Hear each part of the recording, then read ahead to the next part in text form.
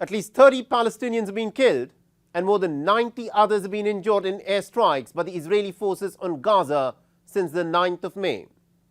The victims include women and several children, besides the targeted senior leaders of the Palestinian Islamic Jihad movement. This latest round of violence began when Israel started what it called as pre-emptive and unprovoked airstrikes, with the stated objective of smoking out the Islamic Jihad militants. But questions are being asked about the heavy collateral death toll amongst the Palestinians. And why has the Israeli Prime Minister Benjamin Netanyahu embarked on this campaign of airstrikes on the Palestinians at a time when his far-right coalition government has been paralyzed by relentless protests against his controversial judicial reforms? Our next report gets you the details. Tel Aviv launched a campaign against the Palestinian Islamic Jihad movement's senior leadership in the early hours of Tuesday. Israeli fighter jets and unmanned drones carried out simultaneous and surprise attacks in Gaza, killing 3 senior Palestinian Islamic Jihad leaders and at least 10 civilians, most of them women and children. Tel Aviv accuses Islamic Jihad militant group of planning and executing attacks on Israel. The Tuesday attack set off an exchange of fire between Israeli army and Palestinian militant groups.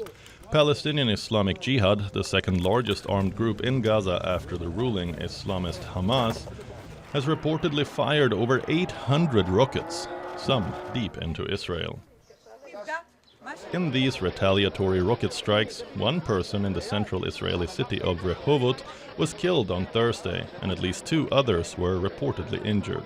At least 1/3 of these rockets have been intercepted by the Israeli Iron Dome missile defense system.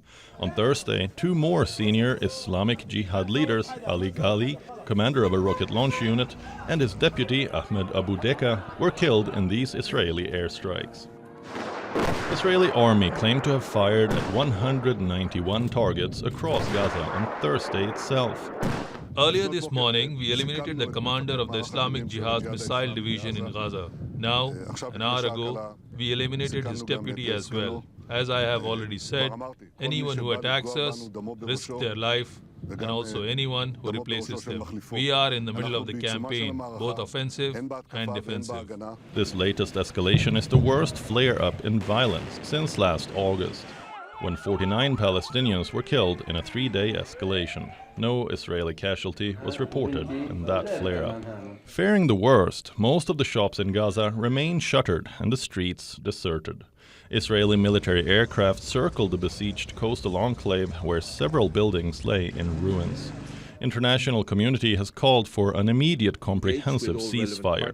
Cairo continues to mediate for truce, but an official announcement is yet to emerge. Meanwhile, civilians on either side of the divide, and often caught in the line of fire, endure sleepless nights, fearing for their families' safety.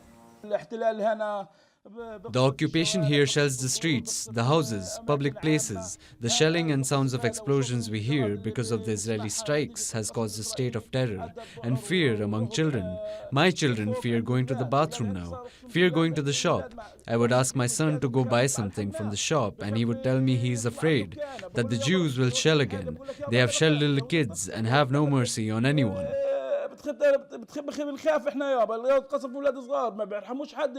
The decades-long conflict escalated late last year after veteran Israeli leader Benjamin Netanyahu returned to power, heading a coalition with extreme right and ultra-Orthodox parties.